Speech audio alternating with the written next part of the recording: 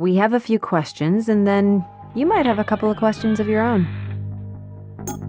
I had nothing to do with the dead girl from last night. Remember, I spent the whole night with Virginia. The whole night, together.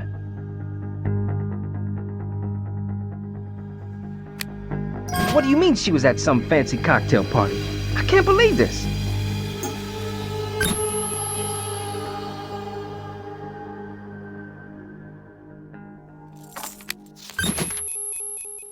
That yours? You know, most people just put it in a frame on the wall.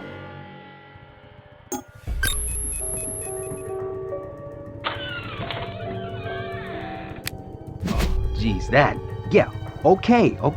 We found the girl, me and Vince. And he got rid of her. That was all. I'd seen her around before, knew she was a prostitute. Figured it wouldn't be much of a big deal if we just relocated her, you know?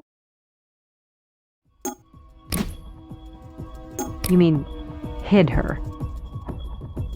It wasn't like that, I swear.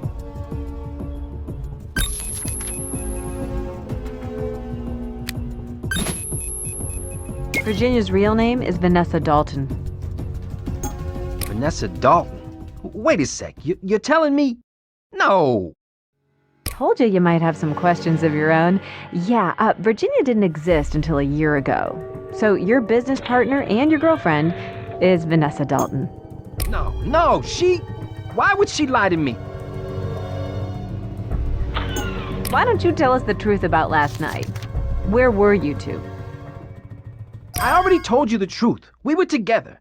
Maybe there's some things I don't know about her, but I was with her last night at my place.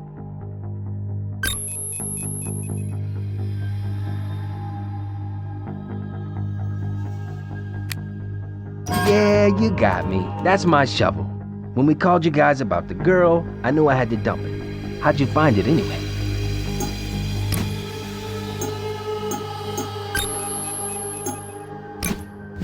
She said she was going to a movie, a chick flick.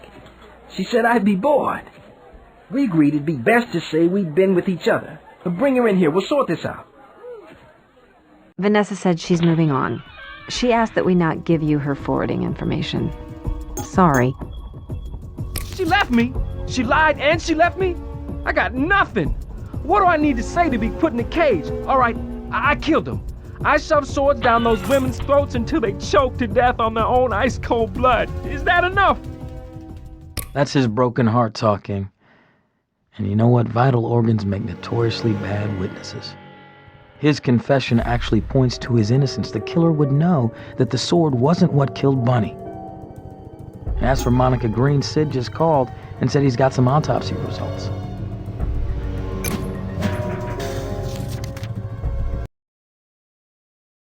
Hey Sid, what you got for me?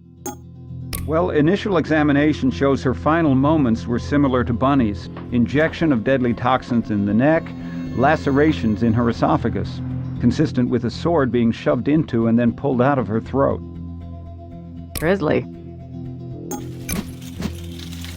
I thought you'd want to take a look at this. On the left here is the laparoscopic view of the new victim's stomach. The right side shows a view of a normal stomach. See what I see?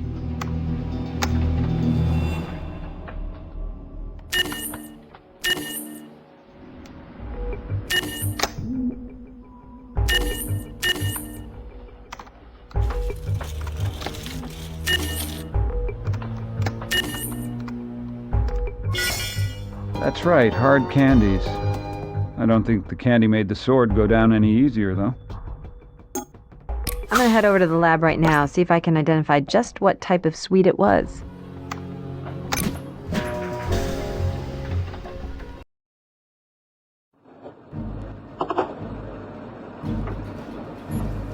Your candy's on deck for trace analysis, but don't worry, I'll keep you entertained while you wait. Monica Green's clothing is an upscale brand. Not the same brand as Bunny's, but comparably expensive. Thought you might be able to do a cross-reference search for any store that sells both brands.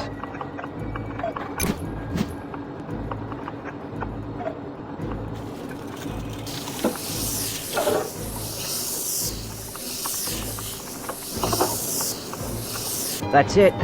Bonatella's Boutique, Upper East Side off Lexington. I'll get a warrant for their sales record and see what kind of surveillance they have.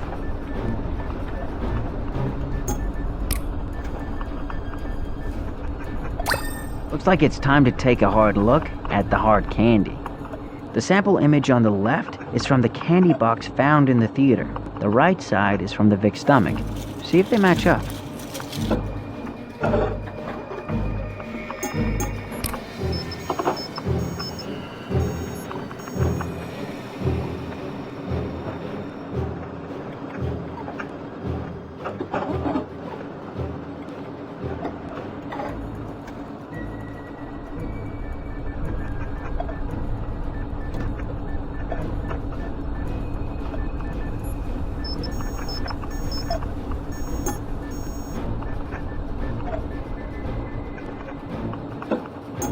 You got it. The candy from Monica's stomach is the same type that Archie was gobbling at the crime scene. Might not be a big deal if it was just your average sour ball, but this brand has to be ordered directly from a little candy maker in London. Probably worth asking him how his candy got in her belly.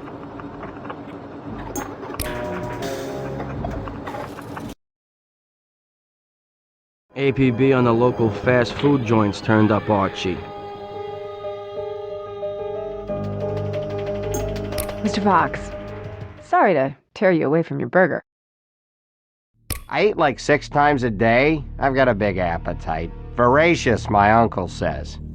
That's a word, right? When I see something I want, I can't help myself. I just grab it and sink my teeth into it. I bet you do. Strong impulses, huh? If that means sometimes stuffing my face and hardly even remembering it afterward, then yeah. My Uncle Luke. You know what? You should ask if he knows anything about a murderer around here. He's got a good eye for sickos. That's why he told me to go to Nightmare Pete's in the first place.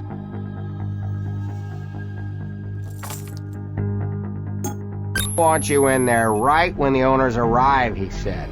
And bring your camera. We need proof of whatever depraved things are going on in that place. Kinda cool. Like a spy, right?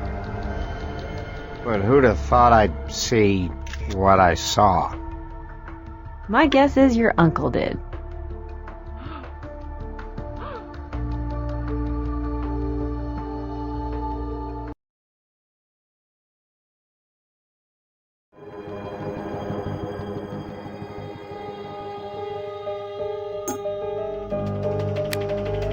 That was Insider? It looks like the same candy I had, but you guys took mine at the theater. I love this stuff, and I don't know where my uncle gets it. I told him once he's got Fantastica Amusement Park all ready, he should order a whole bunch of the stuff for the concession stands.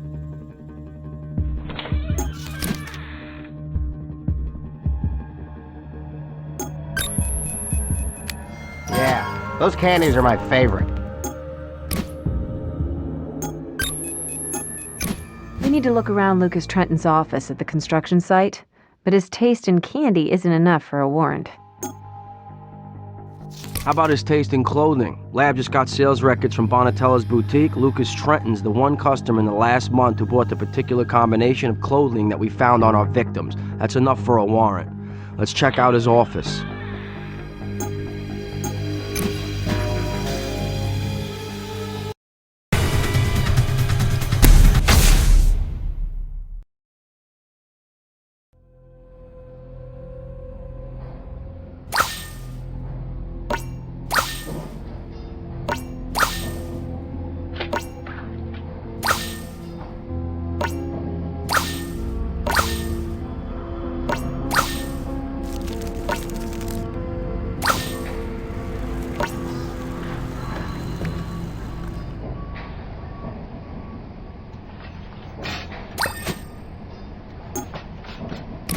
Some sort of circuitry? Sure looks that way. Let's try to connect it all up.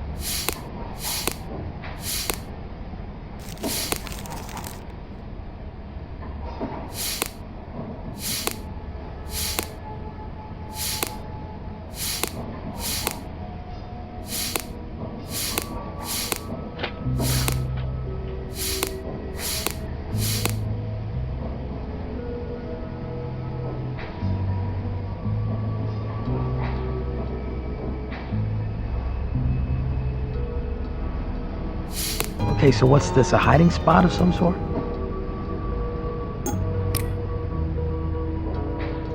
Looks like Mr. Trenton didn't want anyone to find this.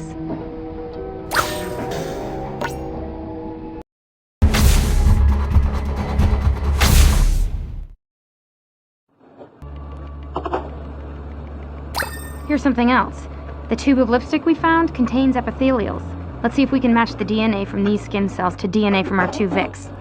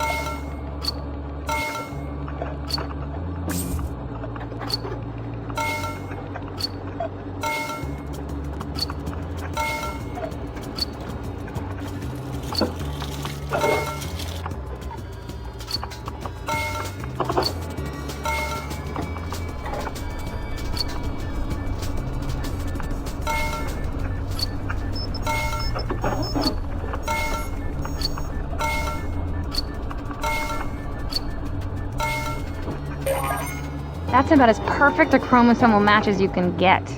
Looks like both victims used that tube of lipstick. Or if my theory's correct, Lucas used it on them. I think his ride is about to come to an abrupt end. Both the syringe and the vial had identical trace residue. Figured you'd want to compare it to the toxic cocktail that was used to kill our Vicks.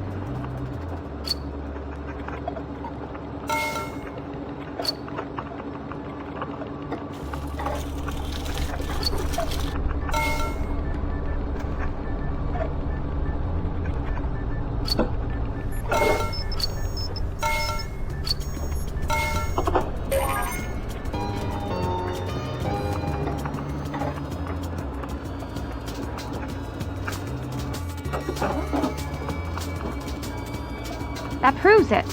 The victims were killed with the same deadly chemical combination that was in the vial and syringe from Lucas's office.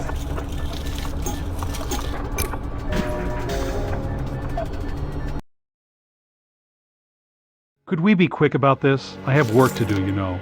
Redemption, rejuvenation, these things don't happen on their own. If I'm going to deliver on the promise I made to my friends and family, that Coney Island will be safe again, I can't spend any more time away from my site. Fantastica Amusement Park's construction is at a critical stage. My supervision and guidance is imperative. Is that really relevant? Well, I've got a sister and a few nephews. We've been talking with one of your nephews. You don't say. Which one? Cliff, who runs a batting cage in Tulsa? Archie, who was there when our first Vic was discovered. Oh, I had no idea he was there.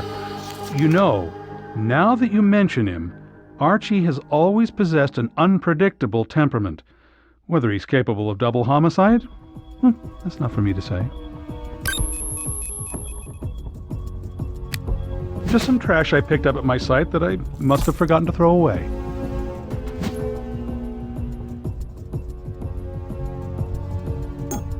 You always hide your trash in secret cabinets? I don't know. Maybe I was holding on to it for some reason or another. I forget now, whatever it was. Or maybe you were worried that we could match it to the two women you applied it to. That's disgusting. Addicts abound in the area. One of them must have slipped into my trailer, used it as their pad to get drugged up, or whatever it is they call it. How do you explain the fact that it contained the trace elements of poison that killed both our victims? The woman... I can't keep track of all the vices the people around here engage in. Maybe suicide's the new high. Can't blame them, really. Some of these people are so lost, death would be a sweet relief. Is that a confession, Lucas? Absolutely not. I don't know what you're trying to pull here, but it's not going to work. Oh, Lord, don't tell me my favorite treats were present at a murder. Just despicable.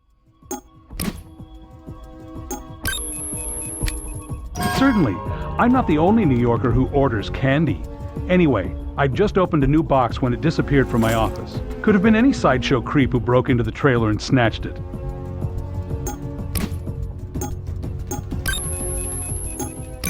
Your story doesn't add up, Mr. Trenton. The evidence does. The clothing on the victims are the exact outfits you purchased for Bonatella's boutique. I am a crusader. I am the one restoring Coney Island. Why would I, of all people, throw two dead bodies onto the already towering heap of sin in this area? Because you thought two more bodies might finally make the whole pile fall. What are you talking about? You decided to kill two women. Why? Because, hey, how did you put that a couple of minutes ago? Death would be a sweet relief for them. And this way, the press and the local government couldn't ignore the troubled state of Coney Island. I would never kill two women. Maybe you would have stopped at one, but when word of Monica Green's death never surfaced, you were angry, so you had to try again. And this time, you weren't letting the body vanish without evidence. You dispatched your unwitting nephew to snap a few photos of it, didn't you? They just tossed her aside like trash, staining the grounds of my development.